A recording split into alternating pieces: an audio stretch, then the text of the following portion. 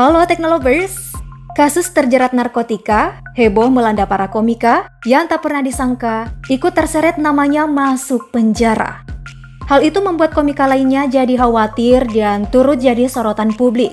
Setelah Viko Fahrisa dan Coki Pardede, nama Marcel Widianto pun disebut baru saja memeriksakan diri terkait narkotika. Nama Marcel Widianto kini besar di belantika hiburan tanah air setelah melewati rumitnya perjalanan hidup. Bagaimana ia bisa sukses seperti sekarang?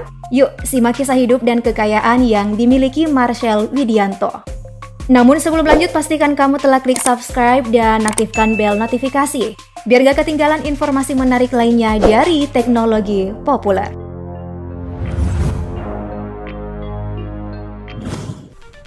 Marcel Widianto mengawali karirnya sebagai komika, bergabung di komunitas Stand Up Indo Jakarta Utara, kemudian mengikuti ajang pencarian bakat Stand Up Comedy Academy musim 3 Indosiar. Digandeng komika senior Ajis Doaibu untuk menjadi asistennya, Marcel kena cipratan kesuksesan hingga menjadi seorang komika profesional. Pria kelahiran Jakarta 30 Mei 1996 ini juga merambah di dunia akting dan pembawa acara di beberapa stasiun TV. Tahun 2019 ia membintangi film layar lebar pertamanya berjudul Laundry Show. Setelahnya ia bermain di sejumlah web series seperti Pergi Pagi Pulang Untung Reborn tahun 2019. Cek toko sebelah The Series 2 tahun 2019. Dan Jo, Clara and Rory tahun 2021. Wajah Marcel Widianto juga menghiasi layar kaca seperti mengisi acara di Opera Van Java, Oke Bos, Tonight Show, Sobat Miss Queen, Klinik Tendean, dan masih banyak lagi.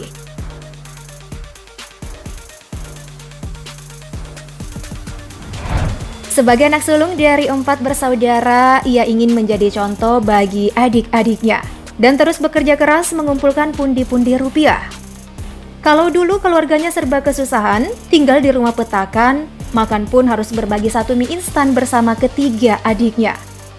Tak ingin dia meratapi nasib, Marcel mencoba menambah penghuni dompet dengan bekerja sebagai penonton alay meramaikan sebuah acara.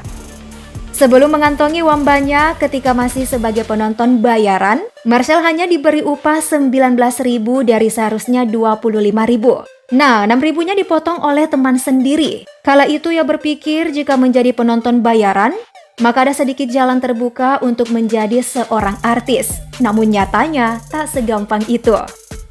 Tidak ingin membuat orang tuanya terus bersedih, ia bahkan meminjam uang di bank keliling. Uangnya pun diberikan kepada keluarganya dan mengaku ia mendapat gaji bekerja di televisi. Tapi tidak menyebut dirinya hanyalah penonton bayaran dengan upah 19.000 tadi. So, diberikanlah uang pinjaman dari bank keliling sebesar 1 juta setiap bulannya ke sang ibu. Alhasil utang pun menumpuk sampai dikejar-kejar debt collector.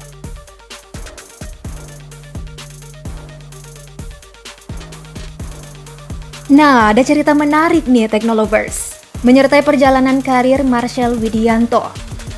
Mengetahui komika tengah jadi sorotan atas penggunaan narkotika, orang tua Marcel Widianto meminta anaknya agar mengikuti tes untuk memastikan diri bahwa ia tidak ikut-ikutan terperangkap kasus ini.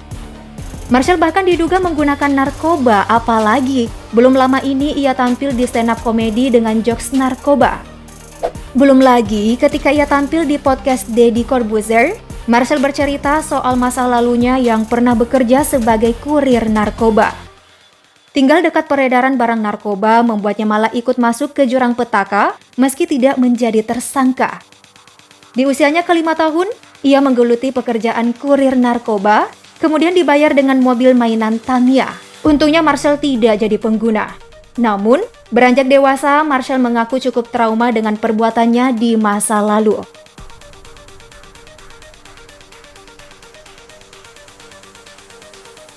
Menampung banyaknya keresahan diri, Marcel kepikiran untuk menceritakan kisah hidupnya, tapi dikemas dalam bentuk berbeda. Ia memilih jalan sebagai seorang pelawak.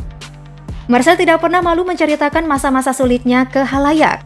Dan hal itulah yang membuatnya sanggup mengumpulkan uang tak sedikit.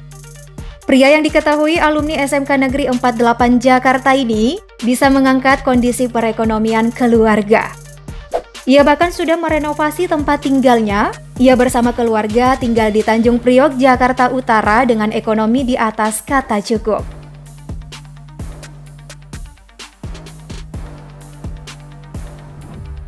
Saat masih menjadi asisten Ajis Doaibu, kondisi perekonomian Marcel Widianto perlahan membaik. Marcel mendapatkan pekerjaan sebagai asisten Ajis Doaibu di tahun 2019 dengan bayaran 3 juta per bulan.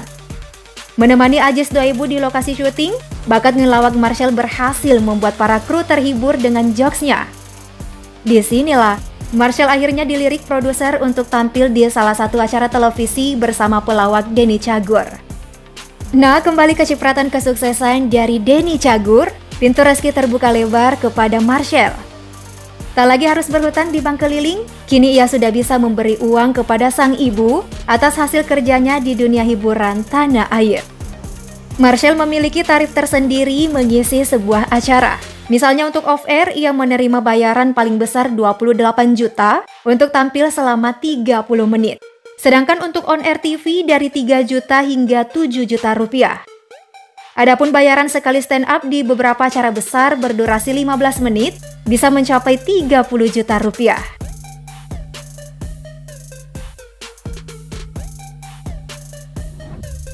Setelah melewati terjalnya perjalanan hidup, Marcel sekarang sudah berada di titik apa yang ia inginkan dalam hidupnya. Ia mampu membeli mobil Ayla dari temannya seharga 75 juta rupiah dan rumah minimalis bertingkat 2 yang dipadu warna putih, hitam, dan merah. Dalam kanal YouTube Santi Denny saat berkunjung ke rumah Marcel, tampak interiornya simple dan elegan. Ada ruang tamu yang ukurannya minimalis, ruang nonton yang cukup luas, ruang keluarga, dan dapur. Ada juga nih, kamar pribadi Marcel lengkap kamar mandi yang terlihat mewah. Saat hendak menuju lantai 2, terdapat ruangan khusus mencuci dan menjemur pakaian. Sedangkan di lantai 2 dibuatkan ruangan bermain dan ruang editing. Tambahan satu kamar servis elektronik yang juga menjadi usaha Marcel dan kerabatnya. Terakhir menuju balkon untuk melihat pemandangan luaran sana. Benar-benar ya. Bisa beli rumah dari hasil kerja keras itu, punya kepuasan tersendiri dan rasa lega di hati tentunya.